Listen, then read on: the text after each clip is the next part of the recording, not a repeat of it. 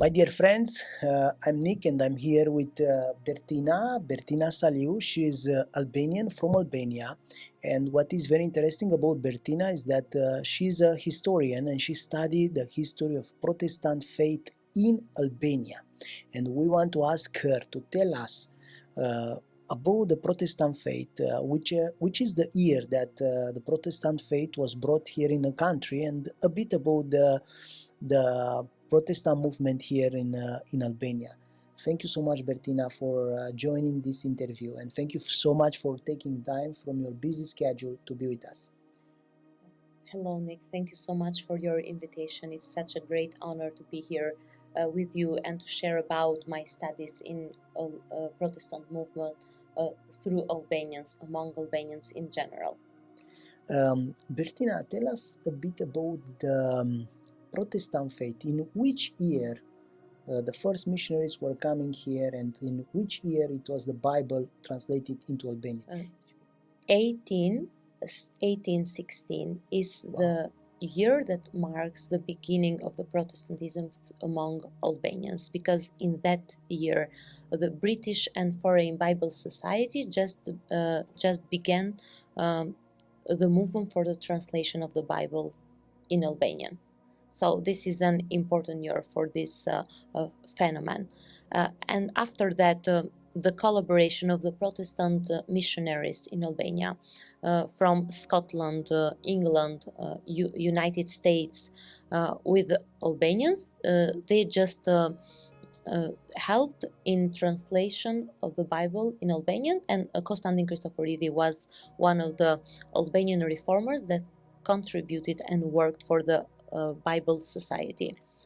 In 1870s, they just finished the translation of the Bible in Albanian. So Alexander Thompson is a very important one for the Protestant movement among Albanians. So they come here and they translate the Bible, and then they start actually the movement. In which city happened this? Movement happened in monastery in Bitola nowadays, in North Macedonia. Really? Wow. Also that's in Korça, Shkodra, or different cities of Albania in north or southern Albania.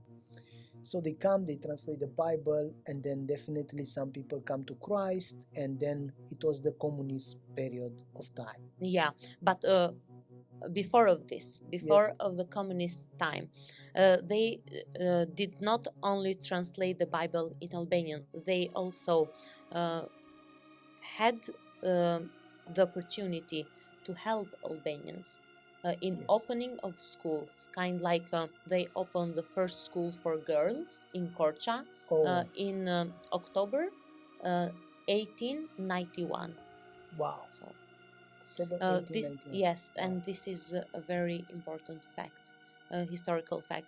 After this, with the contribution of the Protestant missionaries, with the Albanians, Kyrias family, it was a very important family. It was a very important family with Gerasim Kyrias or Sevasti Kyrias and her sister Parashkevi Kyrias. They worked for the first school for girls, for opening of this school in Albanian language in Korça. It was the first one, and then for opening of schools for girls in monastery too, and after this for translating or for writing books in Albanians, and these books will be taught in the schools, Albanian schools.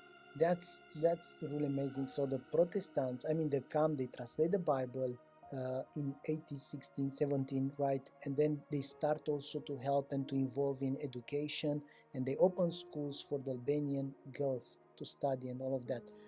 That's really impressive. I know that the first book which was translated into Albanian, it was the Bible? The Bible was the first book.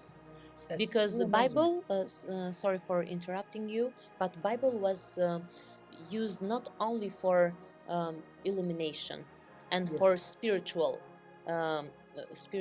purposes, but also for intellectual one. Wow. So two in one. That's really amazing. Thank you so much. Now you can tell us about a few words about the Protestant faith during these days. How many Protestants are amongst Albanians during these days? I cannot give you Yeah. a number Yes. in general, but for sure more than in 1990s. Yes. And because after 90s, also this community had a great growth. Yes. And nowadays it's going with very big steps. Big steps. Yes. Yeah. That's really amazing. Opening of the church or evangelizations, development, organizations that are opening, evangelical ones that are contributing, working among peoples, not only for a charity maybe, or helping them also with the education, schools, etc. If you can tell me something regarding the foreigners, you know there are many foreigners who see this video. Tell us a bit about which are the ways that the foreigner people can be involved and help the Albanian church. Which are the biggest needs that you are seeing now in the Protestant community? I think, in my opinion, a foreign missionary, a Protestant missionary, nowadays, they can help the church through financial support. Maybe this is a big issue, financial support, but not only, also teaching, through teaching the Bible, maybe Bible studying, preparing leaders, how equipping to the leaders. yes, equipping the leaders also, how to develop the church or the believers, maybe through coaching, also through education, opening of the theological schools. This is another point. Just organizing maybe evangelical crusades. Yes, that's amazing. Thank you so much, Bertina, and may God bless you and as well bless your journey. Bertina, she's part of, you have here 2 books. Yes, of Institute for Albanian and Protestant Studies. Yes, my dear friends, you are seeing right now the website of their organization. This is what they are doing. They study the history and as well they help encouraging churches in the Balkan countries. Okay, and in the end, I would like to share with you guys this book, Albanian book, and Protestant Enterprise. It's a very important book for every missionary that is planning to come in Albania. I highly recommend you and suggest you to read this book, to know more about the Protestant community in Albania, how it was developed from 1816 to 2017. It's really an enjoyable book. Not only